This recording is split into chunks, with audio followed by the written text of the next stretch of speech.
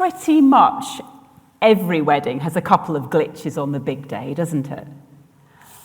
My friend's car broke down at their church, and the sight of all the ushers and their tailcoats and the best man and the dad like this into the bonnet of a Rolls Royce is something that will stay with me for a long time.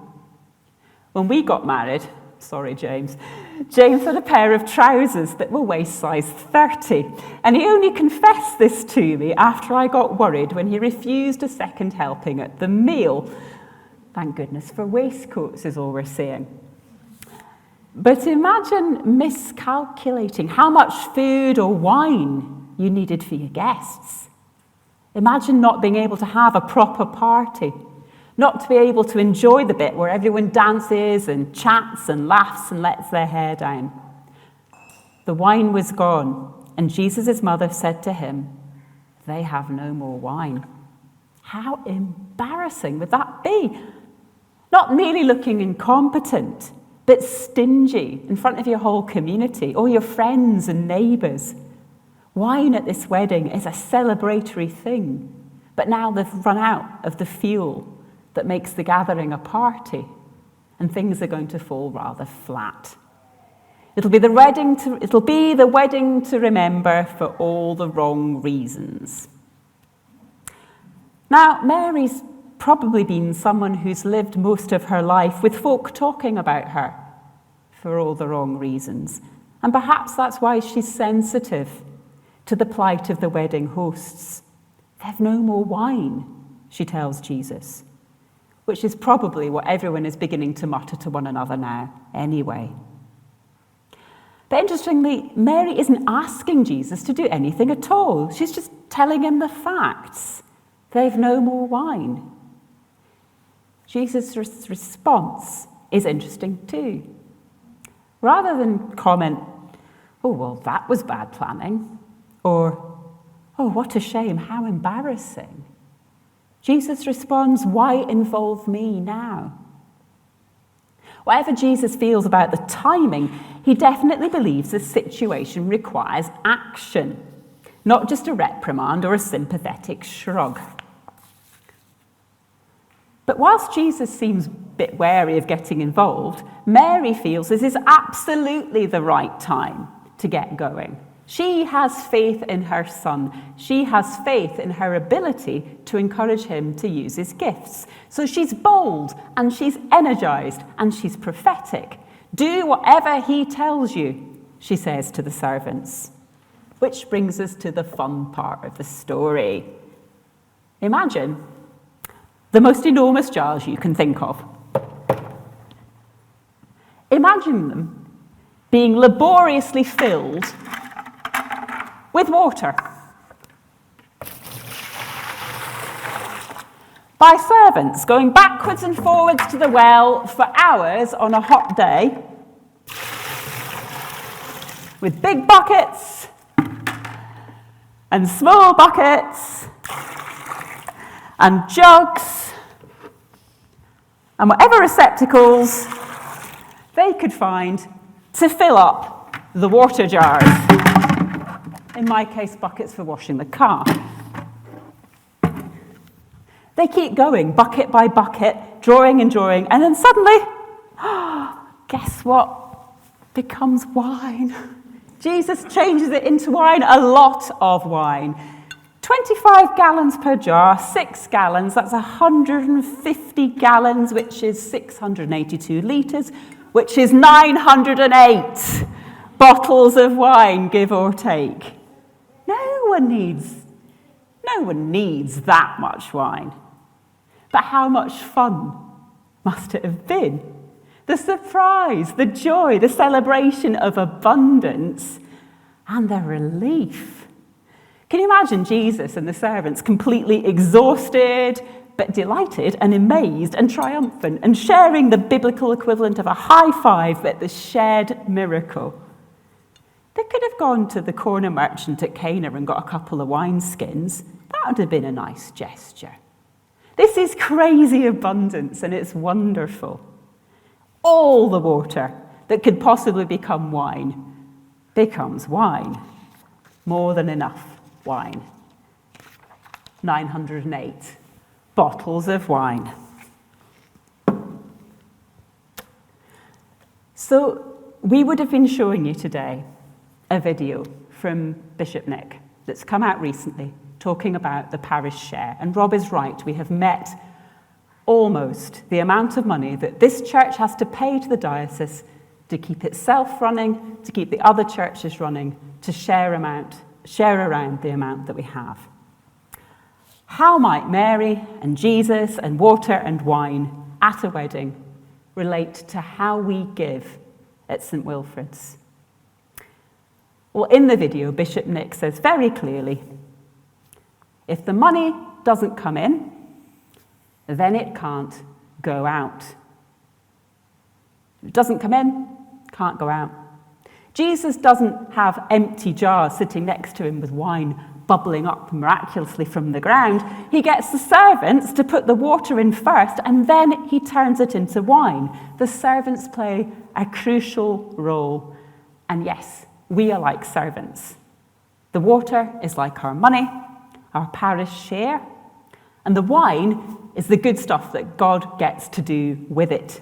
And when the banquet master at the wedding discovers the wine, he's no idea where it came from, but the surprise and the delight and the relief. The party's back on. The money we give is used by others. We don't know exactly who gives it, who gets it, nor do they know where it comes from. But oh my goodness, it is rejoiced in and it is celebrated in, and it brings relief too. The party is back on. And isn't it telling that the very first thing that we hear that Jesus does, the action that kick-starts his ministry and mission, is an act of crazy joy and generosity? An act where suddenly, from scarcity, there's more than enough for everyone. The first inkling that the kingdom of heaven has its feet on the ground and is moving around, it's all about joy and abundance and generosity and sharing. Together, the servants and Jesus create something wonderful. The churches in our diocese stand like the jars in that courtyard in Cana. And as servants of the kingdom, our work is to fill them to the brim with water so that everything in them can get turned into wine. So by now you're probably thinking, yes, okay, Lizzie, you've more than hinted that we need to give. And we probably need to give more. You get the message. And maybe we look at ourselves and we look at our bank accounts and we sigh. Or maybe we raise a cynical eyebrow and we consider the Church of England and nationally, and we feel a bit grudgy as our thoughts about property and governance and stewardship or whatever else annoys us start ticking over in our minds, and everything becomes a bit gloomy and a bit theoretical. Or maybe it doesn't. Maybe this is actually a Mary moment, a prompt to all of us. Maybe it's a wake-up call. This is our time. Maybe we want to see the water being transformed into wine enough for everyone. We want to imitate the abundant generosity of God, because things can change. And what if they did change? And what if we helped them change? And what if there could be an abundance of bringing joy to communities flowing out across churches in our diocese? What if we manage to fill the jars with water together and suddenly see them changed into wine? How amazing would that be? Because it is possible. And every bucket you put in makes a difference. So talking about money and giving is not something I like doing. It's not an easy thing to do. It's quite a tricky thing to do. It feels quite a private thing to do. But it's a necessary thing to do. We have to give. Churches depend on us. We depend on what we give. And something that shifted my mindset personally about the church and money and offering, moving myself from putting a few pounds in the plate and thinking, that's nice, maybe it helps some poorly children somewhere, to being quite intentional about my giving was when the vicar at my church that I used to go to shared his financial commitments. Yes, we think money is private, but actually, as CAP or any financial advisor will tell you, money is basically, it's a tool. It's a tool we use to get things done. We all use it, we all need it, and it's one more thing that God can use too. So in the interests of full disclosure, this is an example. Take it or leave it. It might be what you do, it might be what you choose to do, but this is what our family does. On paydays, 10% of our income gets siphoned off into an account we've called planned giving. It's an idea James got from a Jewish friend at work. And if we do that right away, then we don't have to go at the end of the month and crumbs what's left. So it goes straight away. From our giving account, 10% of my stipend, so the money I get from the diocese, comes back to St Wilfrid's, and it contributes to the work that goes on here, and it contributes to the work of the parish share. And I do that because the diocese chose to pay my college fees and my travel expenses, and I learn here, and I worship here, and I serve here, and it feels important to support what goes on here and elsewhere. 5% of James's income goes to the work at St Wilfrid's too, the parish share, what goes on here. That's in line with the national guidelines suggested of the Church of England. The remaining 5%, we go off in direct debits to different churches and charities. Some are local, some are international, some are national. And at Christmas and Lent, we have a bit of a surplus left over, and we sit down together as a family and we work out, where would we like that to go? And sometimes we find that we've all got the same idea, and it's just delightful. It just feels right. So that's where that goes. That's the mechanics. It's an example, it's not an instruction, and I'm fortunate to have the means to do this. But making that choice that we've made does mean that the money doesn't get spent on us and more of these lovely frocks. It goes off to different places, and it does good stuff. What surprised me in this is actually how much we love doing it. How satisfying and joyful giving feels. It puts a smile on your face, knowing you're playing a part and doing something that's properly kingdomy. Knowing that, although I can't be a youth worker in the centre of Bradford, or I can't be someone on a breakfast team in Halifax, or I can't be in a community choir in Homewood, or a chorister at Ripon, or whatever else I'm doing, or a vicar in 5 different churches, I can get behind it financially. I can support the work that God does in other places, the dreams that God gives other people to dream. We can get behind that. And it's fun, and it's lovely. And people who get that are surprised and delighted. But they don't know where it came from.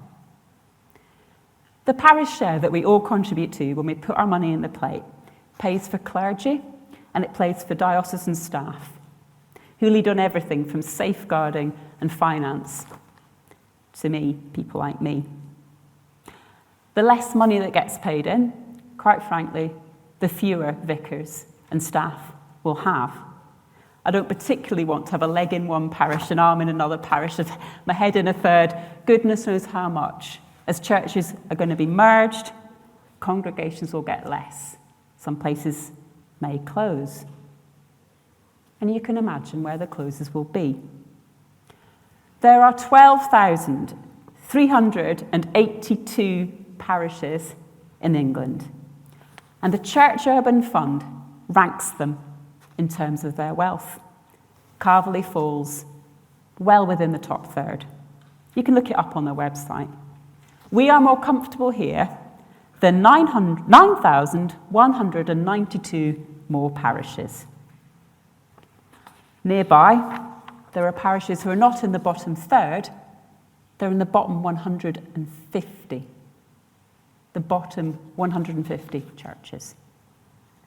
Tong and Leicester Dyke, which takes in Homewood, where I worshipped for 6 months, is the 135th most deprived parish out of those 12,382. Armley is ranked 92nd. 92nd. We are 9,100 points above Armley in the Wealth and Deprivation Index. And I expect if it wasn't for the fact Tong is included with Holmwood and Leicester-Dyke, there'd be a few less points there too. Those churches, they pay their shares. Those churches have amazing mission and ministry and opportunities and big dreams that they want to fund too. We can help. We can help. Jesus didn't need to ask the servants to fill all the jars, but he did. He didn't need to turn all the water into wine, but he did. It was about generosity. It was about joy. And imagine the joy of thinking, yeah, we could give. We'd have the same sense of providing not just enough, but more than enough. Think of the hope, the relief, the love and the joy we could share across our diocese. We've just upped it a little bit more. We all care deeply about mission and ministry. It's why we're here. It's about sharing God's love. And committing to funding that is a practical demonstration. It's a practical, tangible response to the love. We literally put our money where our mouths are, and we show the generous heart of God.